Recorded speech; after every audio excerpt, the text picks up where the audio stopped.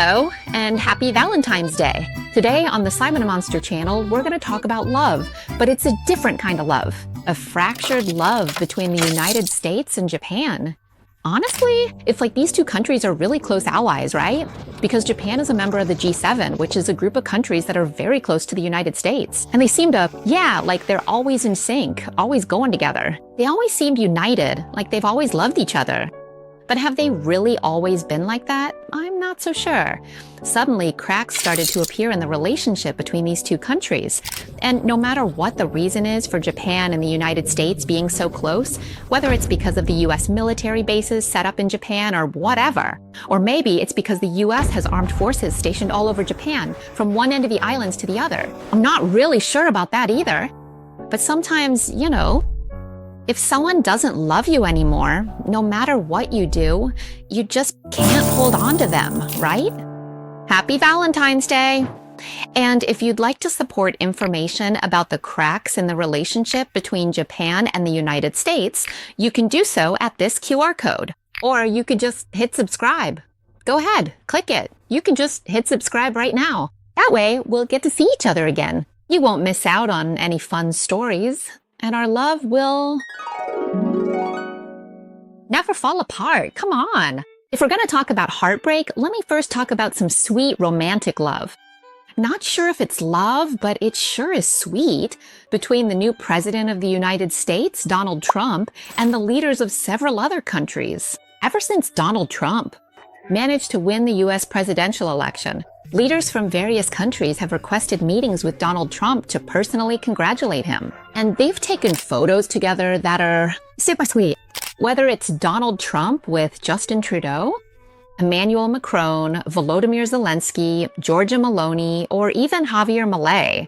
But among all these, there's no photo of him with the current Prime Minister Shigeru Ishiba of Japan. There have been reports that Prime Minister Ishiba's team from Japan tried to arrange a private meeting with Donald Trump, both to offer their congratulations and to discuss some matters privately, but they weren't successful.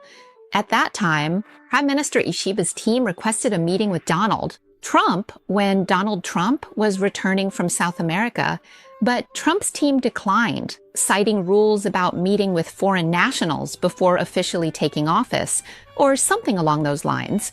But then he did meet with other people. And after that, I really don't know what Japan actually thought about it. Were they upset, or did they not care, or was the meeting just preset? Because after that, Japan went on to actively cultivate and warm up a new relationship, specifically the relationship between Japan and China. Various international media outlets speculated, is Japan trying to revive the so-called dual hedging strategy? Prime Minister Ishiba has publicly stated in recent remarks that right now Japan is trying to coordinate or develop the relationship between Japan and China anew.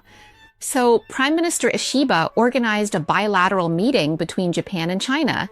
It was a meeting between Prime Minister Ishiba and President Xi Jinping of China himself. When did this happen?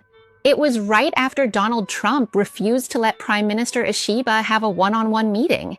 It was that same month, the very month that Donald Trump wouldn't let him meet, so he went to meet Xi Jinping instead. What made this bilateral meeting special was that it was the first official negotiation between Japan and China in 6 years. And it was a negotiation organized by senior officials from both the Japanese and Chinese governments themselves. Looking at it up to this point, it seems like Japan is starting to think, United States, if you don't want to talk to me, then fine. I'll go talk to China instead. I'm really curious about this.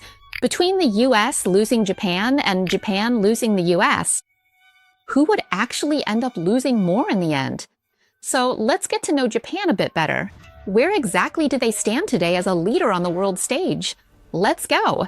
Now, everyone already knows quite a bit about Japan, of course, but let me go over some of these facts for you one more time. Let's start with the fact that Japan is the 4th largest economy in the world. That really lives up to Japan's reputation. And Japan also has major industries, especially in manufacturing, whether it's electronics or automobiles. In fact, Japan is the only country that's not in the Euro-Atlantic region, but is still a member of the G7. And being part of the G7 means Japan is a close ally of the United States. Japan is also an important and close member outside of NATO. So over the past several years, we've seen images of G7 meetings. You see the leaders of the G7 holding hands in unity, Japan together with the Western countries and the United States. They all seem to get along really well. But then, all of a sudden, things start to go wrong. This might be because Japan is starting to have a different opinion, a viewpoint that the Western countries and America don't like. Japan's distinctly different perspective, which the Western countries are not particularly fond of, is about the ongoing and significant disagreement over the stance on Israel and Gaza. This is honestly a point that really serves as a point of frustration and irritation for the United States to some extent. And it also means that Japan's foreign policy doesn't necessarily have to perfectly align itself with the foreign policy of the United States. For example, when Hamas launched its initial attack against Israel on October 7th, 2023, and then it was followed by the outbreak of Israel's war in the Gaza Strip, Japan responded almost immediately by strongly condemning the actions of Hamas, but they didn't use the word terrorist. There was no mention of the word terrorist in Japan's response at all. Furthermore, Japan also declined to offer its support for Israel's inherent right to defend itself. This made Japan the only G7 leader that did not sign the joint statement. The joint statement in question was a declaration of support for Israel's right to self-defense in October 2023. The Japanese government explained that the reason Japan did not sign the joint statement was because, well, regardless of whether someone was kidnapped or suffered loss of life or property or anything like that, they were citizens of Western countries. My citizens, Japanese citizens, weren't affected, so I won't sign. At that time, when Japan took this stance, there were also media outlets writing like, hey, is Japan trying to distance itself from the G7? Reuters wrote about Japan, saying that Japan is taking a cautious approach and is resisting pressure from the United States. They want Japan to join the United States in supporting Israel. Meanwhile, Japan's own Asahi Shimbun newspaper also wrote something similar, like, is Japan trying to separate itself from the G7 or what? Even though that year, Japan was actually the chair of the G7. And this stance of Japan has caused quite a few awkward moments, especially when it comes to voting at United Nations meetings. On October 18th, 2023, Japan voted in favor of calling for a humanitarian ceasefire in Gaza, but the US vetoed it. It didn't pass. Then, in April 2024, Japan supported granting Palestine full membership rights in the UN. The US was like, nope, vetoed. It didn't pass. But I have to say, these differences in foreign policy opinions, they haven't reached the point of a real falling out yet. It's just somewhat lukewarm and stagnant for now. It hasn't really led to anything. But the thing that actually did cause something is this specific situation right here, the issue of Nippon Steel being unable to successfully acquire US steel. To put it simply, earlier Nippon Steel from Japan, which is basically Japan's steel manufacturing company, they had already gone through negotiations and, basically signed some kind of agreement to buy US steel from the United States. For a value as high as $15 billion US, roughly, give or take. If Nippon Steel had actually been able to buy US steel, then Nippon Steel would be able to, go in and take over the management of US Steel, which honestly isn't doing so well right now. If Nippon Steel came in, they'd be able to help manage US Steel and make it better than it is now. And then Nippon Steel would benefit by being able to export steel to the US without having to pay tariffs. So in summary, the deal that Nippon Steel made with US Steel from the start was a win-win situation where both sides were happy. But then, out of nowhere, President Joe Biden came out and put the brakes on it. He said he would keep US Steel as a national asset and forbid selling it to Japan for security reasons. This was a direct order to block the sale, issued just recently. It happened in January, just this past month. Both sides were really upset about this, Nippon Steel and US Steel alike. Nippon Steel in Japan immediately filed a lawsuit expressing their dissatisfaction with former President Joe Biden's order. But filing a lawsuit like this? But it really didn't help at all. Prime Minister Ishiba came out and made a statement saying that he was dissatisfied with former President Joe Biden's decision that day. He made it clear that this would affect Japan's willingness to invest in the United States in the future. And he called on the U.S. to come out and explain. Come out and explain right now how this kind of order is going to address our concerns. What you're going to do to make me feel better about it. Because, hey, it's really confusing that all of a sudden the United States would come out and say that. They're banning purchases now for national security. If we're talking about feelings, Japan is already quite sensitive. Japanese people, they really care about others. They care about their customers and the people around them, right? Then suddenly the United States comes out and says, you're not allowed to buy anymore for whatever reason. It might not be just as incredibly frustrating as when the United States officially declares you can't make a purchase for reasons of national security. National security of the United States.